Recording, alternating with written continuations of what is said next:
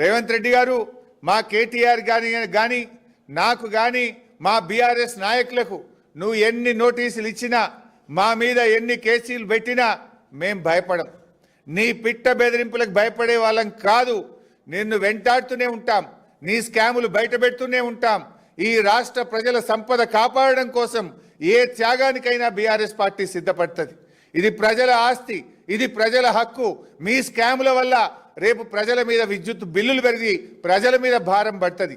ఈ రాష్ట్రం కోసం, ఈ రాష్ట్ర ప్రజల కోసం ఎంతటి పోరాటానికైనా బీఆర్ఎస్ సిద్ధంగా ఉంటుంది. నీ సిట్లు, నీ లట్లు, పొట్లు, నీ చిల్లర రాజకీయాలకు మేము భయపడే వాళ్ళం కాదు.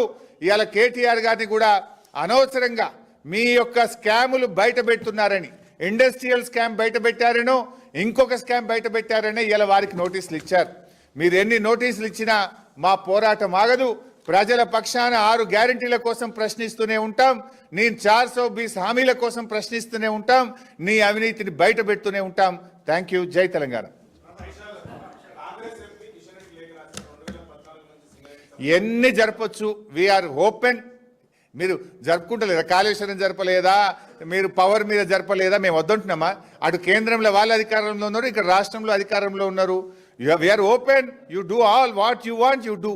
బట్ మేము డిమాండ్ చేసిన దాని మీద కిషన్ రెడ్డి గారు, నీకు రేవంత్ రెడ్డితో ఫెవికాల్ బంధం లేకపోతే నేను ఓపెన్ లెటర్ రాసిన, ఇవన్నీ స్కామ్ల గురించి మెన్షన్ చేసిన పూర్తి స్థాయి విచారణ జరపాలని డిమాండ్ చేస్తున్నాం.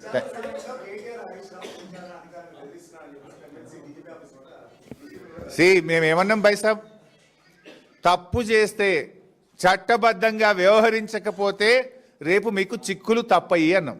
మేము బెదిరించలే కదా. రేవంత్ రెడ్డి చెప్పినట్టు చేయకండి, చట్టబద్ధంగా వ్యవహరించండి అన్నాం.